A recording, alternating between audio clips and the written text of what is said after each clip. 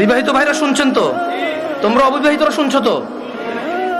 আমি তোমাদেরকে আজকে এমন এক গল্প শোনাচ্ছি গতকালের, যেটা তোমার সারা জীবনের শিক্ষণীয় হতে পারে। আর আজকের দিনে আমি বিলিভ করি, যদি আমি এরপর আর একটা বক্তব্য না দিই, একটা হাদিস, একটা আয়াত না বলে যদি ওয়া আখিরু দাওয়ানা আলহামদুলিল্লাহি রাব্বিল আলামিন বলে চলে যাই, আমার এখানে আসা সার্থক। যদি তোমরা বুঝতে পারো আমার কথা, তোমরা মনোযোগ দিয়ে শোনো। গতকাল এমন একটা প্রশ্ন আসছে আমার কাছে, আমি তালাক সম্পর্কে